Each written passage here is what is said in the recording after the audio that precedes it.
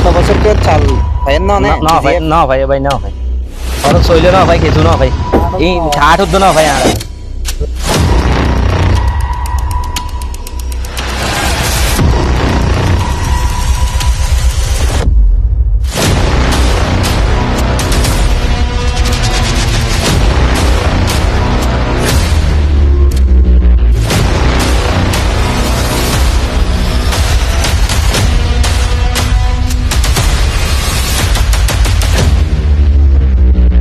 দর্শক সংযুক্ত হয়েছিলাম ছবলন্ডি যে ব্রিজ রয়েছে ঠিক ব্রিজ থেকে প্রায় 200 মিটার সামনে।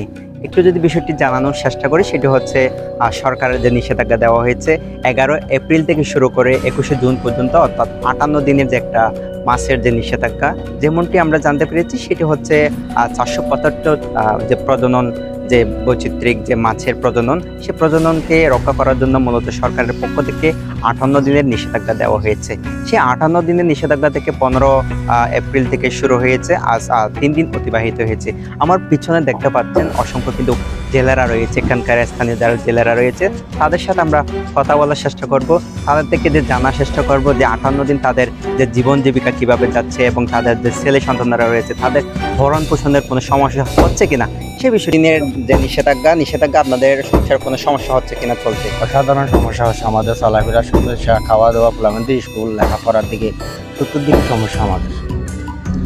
আর সমস্যা হয়তো এমন সমস্যা আমাদের এই বছরটা দিকে আরও বা 15 দিন বা 1 মাস দিকে পিছনে দিতে তাহলে আমাদের সবাই লাগার সুবিধা দিতে। যে সময় দইটা গরম থাকবে সে সময় দইটা খুলে দেবে, বুঝছেন?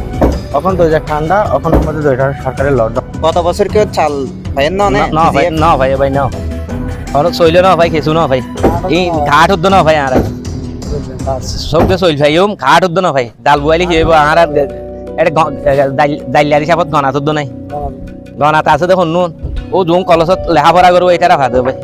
তাহলে আপনি গত বছর যে সরকারের যে বিজেপি এর যে জেলেদের যে চাল দেওয়া হয়েছে সেটা একটিও পান না না ভাই পিছনে দিত ওই রুটটা অনেক ভালো হতো।